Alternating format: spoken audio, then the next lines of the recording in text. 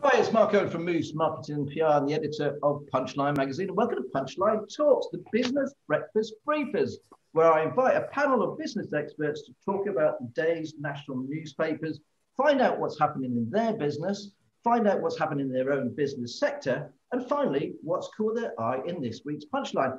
First of all, before I like to introduce the panel, I would like to just say that I'm very proud to say that Evans Jones are sponsoring us.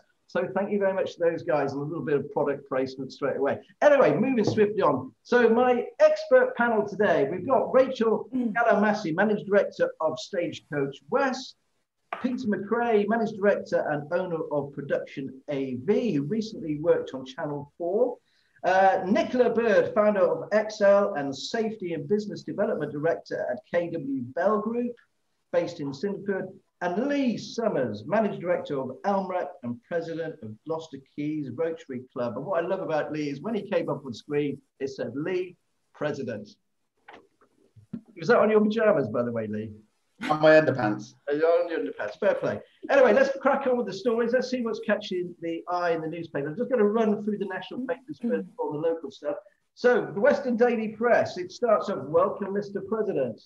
The Financial Times, they're saying here about the Vaccinate the World pledge, and they're very, very concerned at this particular moment about inflationary pressures that are bubbling away, and we could talk about that, I'm sure, especially in the construction industry. It's you know, prices are going up. May, global Britain closed for business. Again, we've got Boris and Biden on the front cover. PM ponders about a 4-week delay. Oh no, I've got a Telegraph again. So keen, I bought it twice. The Daily Mail, oh baby, what a loving. It was a bit of a loving, wasn't it? You know, I was surprised they weren't holding hands, swapping over. Then we got The Guardian, bitter standoff over Brexit, sours for G7. Then we go on to Matt Hancock. How he got the nerve to say that. They're calling him out now, Matt Hancock. And the Star, I love the Star, they've got Pinocchio Hancock on the front cover of the Star. And finally, Pfizer jab shortage warning hits hopes for the 21st of June opening. And the Sun, dear lads, and it's quite funny because got the copy down Carlton Road is actually the Welsh version of the Sun, which if you buy the other version, it's obviously Come On England. But as a Welshman, fantastic. Anyway, let's get on with the show. Nicola, let's start with you, please. What have you picked out for today's newspapers? Well, you said about all the loving. I just wanted to point that out on the Daily Mail. It actually looks like they're all holding hands there. Oh. I thought that was quite cute. Okay, so yeah, so my first story, and I think it's probably a story that you've spoken about quite a bit on here, but it's in the Forester. It's the £20 million levelling up fund for the regeneration in the Forest of Dean. It's very, very exciting, that bid, actually, isn't it? With Mark. Yeah, hugely exciting. Have you spoken about it quite a bit on here already? We've done, no, not on the show, but no, please carry on. So there's they want support at the moment for as many businesses as possible, business leaders, to just support the bid, which is going into Parliament at the moment. And it's split up into 3 different sections, but 2 of them very close to my heart, which is the regeneration of Cinderford Town and regeneration of the 5 Acres site. And I studied at the 5 Acres site. I also taught there years ago. And it's just a wasted piece of land. And I just think it's an amazing opportunity for them to redevelop it. And I believe it's going to be an innovation careers and enterprise learning centre. So it's just fantastic. And I did a small clip, a video yesterday, just saying that the people in the Forest of Dean tend to live there for generations, so keep their families in that community. So we're constantly living and growing and supporting our local economy. So it's only right that we have somewhere where they can live, learn, work and stay. So something like this is going to be so precious. And the people in the Forest of Dean are really passionate and driven. And if they bring this to the centre of the heart of it, it's really gonna boost the living around there and potentially bring even more people in. So it's something I'm 100% behind, and I can't wait to see if it comes off. And it follows really the success of the Gloucester College of moving over to open up in Cinderford as well, isn't it? So it's really, I mean, lots of people might not visit Cinderford. I visit it all the time because we were delivering magazines. And it's a great, friendly town with lots of independent shops, the high streets there. It just needs a little bit of love. And I think the work they're going to do down there is brilliant. The Cinderford industrial site that you guys are on is very, very big. Again, so many diverse businesses that export around the world. And people don't sometimes realize the sheer depth of creative kind of companies there in the forest, do they? No, no. And actually, I'm one of them. And since doing a lot of what I'm doing at the moment and sort of owning my own business and getting out and doing a lot more networking than I ever did. And I think people tend to, in the Forest of Dean, stick to their closer communities. So for any of the business, I would encourage them, like you're doing here, to get out in the wider Gloucester community, because there are so many businesses that you can learn from. But yeah, we tend to be quite humble, I guess, and just do what you do on your day-to-day work and not particularly shout about or celebrate what you're doing. No, it's very true. No, well, we'll come back to you later on, obviously, and talk about your work at Excel. I'm really excited about what you're doing there and having a catch up with you. Let's move to Pete this morning. Hi, Pete. Thanks for joining Punchline Talks. Great to have you on the show. What have you picked out for us, please? So I think one of the articles that I pulled out was a little bit here, which is relates to our friends at Cheltenham Festivals. They've had to go digital because obviously due to COVID, they couldn't get people into venues. And the taxman has now decided that they are going to get clobbered for an extra chunk of VAT for some of the sessions. So last year they did Litfest. We supplied and worked with them on that one. And they had a mix of sessions where we could actually have some people in venues. But they also pre-recorded a bunch of sessions, and then these were sold afterwards so that people could watch them. And, the festivals could hopefully generate some revenue from that. Obviously, with the level of the sort of the high profile guests that they have that come along, people want to watch this content. And the VAT man has now come along and said that they are going to treat the sessions that were live at 5% VAT and the others at 20%. So the festivals who've been struggling with this lack of income have now been hit that they're going to have to go back and potentially look at this and see how that works. And then that also knocks on into the future festivals. We're in the middle of Science Festival at the moment for them. And there's obviously Litfest, hopefully, and music and the other festivals across the year. So it's just a little interesting thing that's going to leave them with some sort of questions about how they move forward on those sessions. It puts a bit of a sour taste in the mouth, if you ask me. I watched this. Did you watch the Sinam last night? No, I didn't catch that one. It's okay. We're reporting on it today. Now, what else have you picked out for us, Pete? So an interesting one, a slightly off the cuff one. I don't know if anybody else has seen this, but there's a family of elephants that have basically spent, I think it's the last 6 or something, a long period of months trekking 300 miles across China. They just seem to have decided to up and move, and nobody quite knows why. They're not sure if the matriarch of the herd has just got a bit confused or something. But they've caused somewhere in the region of, I think it was something like $4 or $5 million worth of damage or something, some quite a large figure, as they've kind of gone on this rampage. And at one point they managed to get hold of some fermented grain and ended up having a bit of a session. And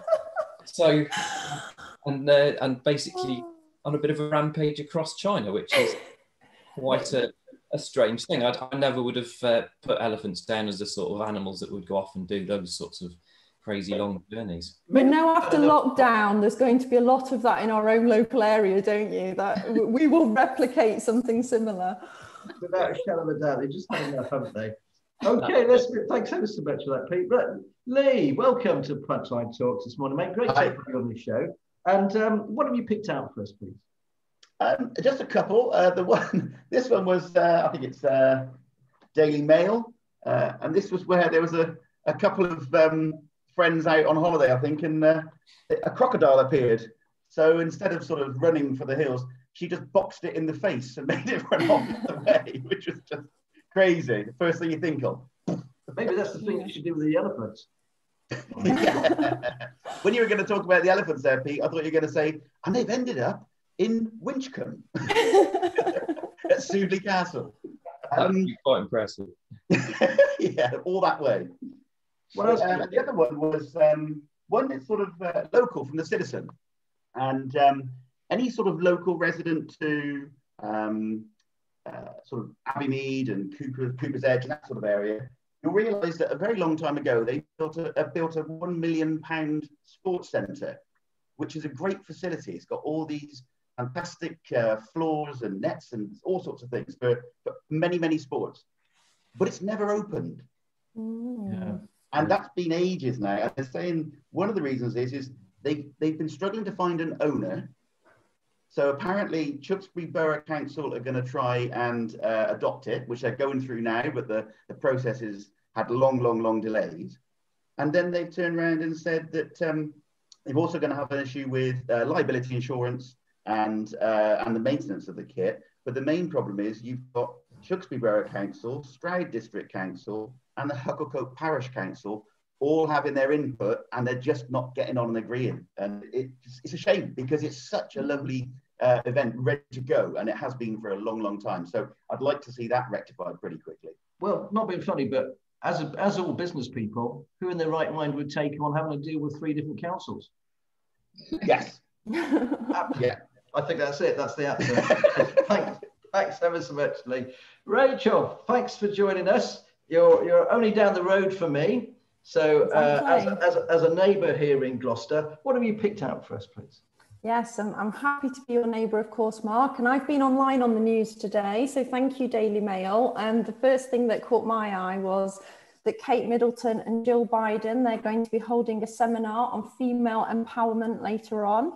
Obviously, as a female leader, and the same with Nicola, we're really interested in those kind of things. And I do think it would be interesting with Kate and Jill, what kind of partnership they make and whether there'll be other activities that they do moving forward from that. And anything that's sort of around female empowerment and getting women to feel a little bit more confident to take some bold and ambitious steps to do something more in their life, I'm absolutely 100% behind that. So I think that was really exciting to read. And then another thing that caught my eye, I saw again in the Daily Mail, where it was talking about Deliveroo drivers. I don't know if you saw this, where they can get some extra training that they can sign themselves up for, and it's then help them out and about in the community. So basically, if they notice any sort of antisocial behaviour, whether it's a domestic abuse situation, whether it's to do with drug dealing, basically to really use them when they're out and about, to have those extra sets of eyes out and to flag up to the right authorities if they spot anything. I thought that was quite good. As a member of Gloucester City Safe, I think working together as a community, I think is really important. So the fact that they're giving their staff the chance to upskill and do that, I thought that was pretty cool. No, that's pretty fantastic. That actually leads on a story I picked up as well about the first female chair of Rolls-Royce was announced this week. So, you know, there's nothing stopping, I think, you know, the female bosses. It's as simple as that, really. Anyway, I'd love to get involved in the female empowerment with you guys if you're interested. I'd love to do a seminar with that. There's so many, so many talented business women in the council. We're very, very blessed. Anyway, let's talk about our own individual businesses, if that's okay. Thanks ever so much for that, Rachel. Nicola, let's go to Accel and what's going on in Cinderford at the moment. When I've watched the videos, it's looking fantastic. Where are you? And first of all, let's start at the very beginning. What is Accel and where are we? Accel is the new Construction Skills Accelerator Centre, which is being built in Cinderford. It's co-funded by G First LEP and KW Bell Group. And it's there to facilitate, it's there to inspire, train and connect industry employers to the education world. Build-wise, we've passed the halfway point, and we're on to second fix of M&E. And it is literally, there's loads going on every single day, and the glory of it is right opposite our head office. So I am there virtually every day, probably the world's worst site supervisor. But it's incredible. We haven't done a project like this before. We are house builders, but to see this going up and a commercial build, it's been really, really exciting. And it is like my sort of new love, I think, fortunately for my husband. It does look truly amazing. So what's the biggest thing that you've learned, Nicola, on working on this project? Oh, how many decisions you have to make on a daily basis. God, sometimes, yeah, I can be quite difficult when it comes to making decisions that I want to please. I want to try and appease everybody. So I've had to learn to be a little bit more selfish in the aim to try and make decisions and get the job done. Is there anything you changed at all from the way that you first started the project? Not really. I think the way it's gone and the way the message is getting out there and traction it's got, you know, it's more than I could ever have imagined, to be quite honest. So yeah, I wouldn't change anything. I just have a little bit more of it, or just try and get more and more. Do you think this will inspire you to do other massive projects after this one? Yeah, it's grown my confidence. You know, before doing this, you're never too sure. Well, before even getting the bid, to be honest, I hadn't even heard of G1st LEP. So that was all new. Putting in a bid was completely new. Working with public sector is something I've never known.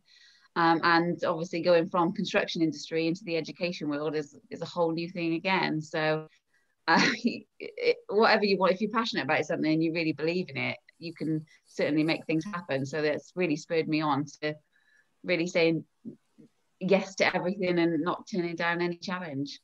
I think it's a real game changer in Centreford. I really do. I think it's one of the most exciting projects going on in the Forest of Dean at the moment, and if not one of them in the county. So congratulations. I can't wait to come and visit you there. Thanks ever so much for that, Nicola. We'll move on to Pete. Pete, you recently worked with Channel 4. Can you explain a little bit about your company? What does Production AV do? So we started in 2005 with one client who basically needed screens and projectors and the infrastructure that went around that to support their event that they held up at the racecourse. And we've grown from that, and we've added various technologies to our inventory. So the project with Channel 4 was based around an emerging technology where you use large LED screens. So we built a video wall about 11 meters long, 4 meters high, and then put a practical set in front of that. So we built some cage, and put some plants in place to represent a jungle in Borneo, where this lady had basically been looking after some chimpanzees. And we use the screens to give that depth to the set and the ability to be able to basically switch the location around at the press of a button. It's a technique that they've used for The Mandalorian, and it's growing increasingly because it just makes it a lot easier. You don't have to travel to different parts of the world, and you can at the press of a button change the set. So you have those things, and you can control the lighting so that it stays consistent. So you can do take after take if you need to, and you're not worrying about how lighting changes. So that sort of virtual production is one of the things that we do. But then the sort of historic mainstay, what we do is things like the Cheltenham festivals, where we work on site for lit and science. We work with corporate clients for conferences and exhibitions and things like that. And also in the music side, so we undertake some sort of touring work where we'll take screens around the country, and also one-off gigs and festivals. So we've got a lovely breadth to what we do, and a range of clients, which is quite nice in that respect. So it must have been really tough. Lockdown must have been really tough for you. We're 80% down on turnover on the year before COVID struck, and currently it's still looking down. There's the mixed messages that we're getting as an industry is really hurting us. It's the same for a lot of areas of hospitality, but especially events. People can't get insurance, so we're still getting festivals cancelling because they just don't feel that they can spend money on deposits to confirm people, and that's something that a lot of people just don't see. And the messaging that's coming out of the government. I was speaking with a guy yesterday who had, about 2 or 3 weeks ago, 5-6 festivals were like, well, we're ready to push go. over the weekend there was some noise came out, and on the Monday morning, within the space of about an hour, I think 3 or 4 of those festivals rang him and said, no, sorry, it's off, it's not happening. And, you know, that's just one contractor. And, you know, a typical festival site might have 5 or 6 main contractors, and a host of other contractors, and the bars and all of these sorts of things. And it takes some really plucky people to want to push forward and put events on, and to really take what is quite a large risk. So yeah, the whole hospitality industry, even though it's opening up, we're still in really sticky, tough times. And of course, a lot of companies will be carrying a lot of debt moving forward as well. Yeah. Thanks ever so much for that, Pete, and for that honest assessment of what's going on. And it's the same, if you don't mind me saying, bringing in Lee, because Lee runs Elmrep, which is a photocopier company. Let's be honest about it. Lee and I talked when the lockdown first started. If you're working from home, you don't need a photocopier. What happened to your business, Lee? Immediately in April, we dropped by 2/3 of service revenue for copies used, pages used, and the core of our business is people actually using the machines. And we're quite fair in the fact that we don't have minimums or anything like that. So it literally just dropped off a cliff. But subsequently, since that, we've gained a lot of new customers, because people, and a lot of local businesses as well, mainly really, to be fair, where they were tied in with another company where they had a minimum. So it might have been like 10,000 copies a month. They had to pay for that, whether they were at work or not and doing a copy or not. And so they were getting bills for all sorts. And so we've got a lot come our way as new customers, but I've still got customers out there now that haven't even turned back on. You know, we deal with Yankee Candle in Avonmouth, and the warehouse works and always has done, but the whole of the offices just shut down and everyone's working from home. And the sectors for us, I think it's the big high-end sectors that are really realizing they can now work from home and they don't need this bulk place in the office. There's a lot more better ways of digitally moving documents around now, which is another thing we're involved in. So that side of our business is growing as well. But yeah, well, thankfully, the majority of our customers are small to medium businesses, small to medium businesses locally. And to be fair, a lot of those are thriving. so we're doing okay. Well, the other thing I wanted to mention, actually, because Rachel started off as an apprentice, and you probably don't realise as well, Rachel, that Lee started off as an apprentice there at the company, and he worked his way up. And I don't want to wave your flag too much, mate, but you worked your way up to actually buy the business. I mean, what a success story. Ooh.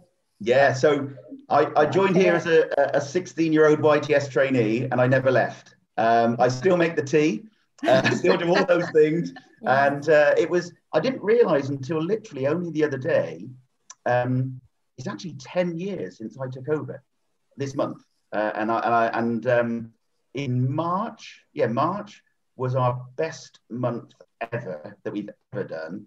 And that was double of a normal month. So at the moment, we're doing extremely well. And say 10 years in, I still look forward to going to work. It's the day that I don't, that'll happen. But it's honestly 28, 29 years now, and I'm not interested in selling out. And funny enough, Mark, I was looking at one of your stores on Punchline the other day, and one of our competitors from Cheltenham, they've now just sold out to a national company. So nowadays, if you just want to go local, Elmrep are the kiddies to deal with, because everyone else is a national provider now. You've got people, engineers coming from Birmingham or whatever. And the nice thing is that you're such well-known and well-respected company. And of course, you're on that main drag as well on the way to Eastern Avenue, next to that petrol station. Everybody sees you. Just very, very quickly, because I want to move on to Rachel. We're going to run out of time. We're not too careful. And that is that I just want to say congratulations. You're coming to the end of your term as president of the Gloucester Rotary, Gloucester Keys Rotary. How much money have you helped raise? This year, I mean, this year has been different to normal years, but we changed the way we do things. So we are involved, and we'll be doing again this year the actual real Gloucester 10K run, which is the 4th of July running from the centre of Gloucester Park. That is normally a great event for us, but last year we had to kill it. We couldn't do it. There was no way we could do it. So we went virtual with it. And honestly, we raised £10,000 virtually for the Sue Ryder Trust. It was phenomenal. And halfway through that process of setting that one up, I spoke to Julie Kent and I asked her if Pied Piper were going to do their sportive, and she was like, "Oh no, we're not going to do it. We can't do it." And I said, well, have you thought of it virtually? And they're like, no. So the same team I had with the other lot, they got with me. We created a Pedal for Pied Piper event last year, raised £4,000. Wow. And it was £4,000 from an event they weren't even going to run. And so that was really good. We did another one with Pied Piper this year as well. That was another £3,000. We've got some more donations in for them. So personally, we're going to have a £10,000 donation over to Pied Piper this year, which is fantastic. Yeah, congratulations, Lee. Well done for your year as well. I know it's been tough for you in the business, and well done raising so much money. That moves us on to Rachel, because Rachel, I want to make sure that we have enough time for you. Sorry that you're at the end. Rachel, Stagecoach, I mean, you're running a bus company, 1,500 staff, 500-600 buses running every day. Talk about lockdown, talk about someone pulling the rug out from under your feet. Yeah. There's a story in the national press at the moment saying that people are returning to the buses. Is that what's happening? Yeah, it's happening. It almost feels like we've got a mountain that we're taking those steps to try and climb back up the mountain. I mean, in the company that I run across the west of England, pre-COVID, we would have had passenger journeys across a year of about 40 million passenger journeys. So a huge amount of public transport use because people relied on bus and that was part of their normal routine. So through COVID, we went down to passenger levels of around 20%. And at the moment, we're kind of between sort of 65% of our passengers that have returned. And just like I've heard mentioned with the panel today, things have changed. The horizon ahead isn't what it was before. We know that not everybody is going to go back into their workplaces like Leah's noticed. You know, people are setting things up in a different way. And so for us, we're going through a mixture of sort of campaigns at the moment of reassuring our loyal customers to come back to us, or else trying to think outside the box in terms of how we can get that modal shift and get new people on board buses. But we're really having to rethink what we do from the ground up, because it's not about getting back to where we were in a previous time. It really is a brand new world ahead. So we're super determined. There are lots of steps to take. We're incredibly lucky because we've had government support, which has kept us at a break-even position, which I'm really thankful for. And it's meant that we've got our 1,500 employees still employed and safe, and that's really important. And so now we just need to stabilise the business and get ourselves back on track, really. And there's another element to Stagecoach West that lots of people don't realise, and that's that you have this business arm as well, where you actually can help businesses. Can you explain a bit about that, please? Yeah, I think we're pretty good at that as an operating company in Stagecoach. I would even dare to say we do more of that than most other Stagecoach businesses around the UK, which is we do sort of bespoke workplace solutions. So we have lots and lots of arrangements with numerous employers, small or large. It really doesn't matter what size you are as a business, and we can either do things to get you on board buses that already run, and we can do deals, or else we can think of fresh plans of how to get your employees to and from work, having to think about it from scratch. So yeah, it's something that we're seeing pick back up. So people are going back into the workplace because a lot of those journeys are returning, but it won't be returning as it was before. So again, it's looking for the new opportunities out there and rethinking it in the new way. What's the biggest thing that you've learned since you've taken over? You know, it's a lot of people, Rachel. It's a lot of buses, a lot of responsibility. What's the one thing that sort of springs to mind? I think what I've learned is with so much change, don't presume everyone's on the same page as you in terms of how they're feeling about it and how it's affecting them. So I find as a leader in a business, I'm having to maybe just stop myself sometimes and think, actually, how are these groups of people feeling? Because just because I'm feeling upbeat and positive and we can do this, actually, there could be pockets of the opposite feeling going around the business with anxiety and worry. And so really, it's just trying to check and not presuming everybody's thinking about it the same way as I am, and making sure that we're supporting our team members to feel as positive and hopeful as we feel in the head office. One of the things I've always been impressed about Stagecoach West, I've been with you driving a bus. I don't know if you guys know that all the senior management in Stagecoach West actually have to drive buses as well. I know that Rachel has driven the bus at the Cheltenham Festival. isn't it? It's a very cool thing. The first thing I had to do when I joined Stagecoach was learn to drive a bus. And I think that when you find yourself behind the wheel of a double-decker, it's a uplifting, unbelievable moment, I have to say, because you don't ever think you're going to be doing it. But it's fantastic and absolutely exhilarating, and I can't recommend it enough. No, thanks so much, Rachel. Okay, we're moving to the end of the show. We're slightly gone over, but let's crack on with what stories have caught your eye in this week's Punchline. Nicola, what have you picked out, please? Oh gosh, yeah, just quickly, it was something that you mentioned earlier about the small businesses in financial distress. It was more, can't see, sorry, it was more, it was more about the It's 100,000, wasn't it? Yeah, and well, I picked up about yeah, the small builders, and obviously, yeah, we're seeing those price increases on materials and also labour inflation, which is, you know, exacerbating the skill shortage as well. But yeah, you know, I do really feel for a lot of these micro businesses, one-man bands, small businesses. You know, they're the backbone of our construction industry, and it's going to impact us through, you know, for over the next 5-10 years if we don't keep them afloat. So I really hope something's done about that, and maybe we can get a lot more support from a lot of the bigger players. I think the big problem is inflation anyway, to be honest with you. Prices are going up all over the place, every single sector. We'll see. Thanks ever so much for that. Pete, what have you picked out from Punchline, please, this week? So I think the one for me that was of interest as my screen goes to sleep was Dale Vince and Ecotricity have sold the highway, electric highway on. So it's you know, they were quite pioneering in getting that out there and seeing how things were going to go. So it'd be interesting to see what they do now and what their sort of next step is, and you know, what sort of pioneering moves they make on that off the back of the sale. Well, I always say that Dale Vince is one of the best marketeers in the world. He's just a fantastic marketing man and a really nice guy as well. Thanks ever so much, Pete. Totally agree with you. Lee, what have you picked out, please? Well, I picked out the fact that the Wurzels have been picked for the Cotswold Cider Festival. So I am there, and it'll be a quick shameless plug for our Gloucester Quays Rotary Club.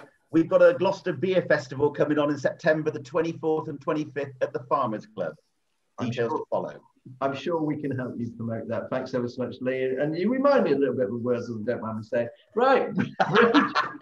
Rachel, what have you picked out, please? Well, actually, bucking the trend, it was just more to say that in the business experts section, which I appreciate that because I do like the chance to be able to connect and hear what is going on in other businesses. It was just reading what Margaret Adewale had to say about home working and what the new norm is. And I think that what we all know is that the only way to get through this is by learning from each other, helping each other, and, you know, the support across the businesses. So I find it useful to read what the experts have got to say, just so I get more of a foresight of what's coming and how we need to adapt ourselves. Well, that's fantastic. And Margaret is an amazing HR manager and an ex-barrister as well. Thank you ever so much for joining Punchline Talks. I'd just like to thank you all, but also thank our sponsors. Evans, thought I'd just get that in there very much. And hopefully we'll see you soon and look forward to catching up very soon. Thanks very much.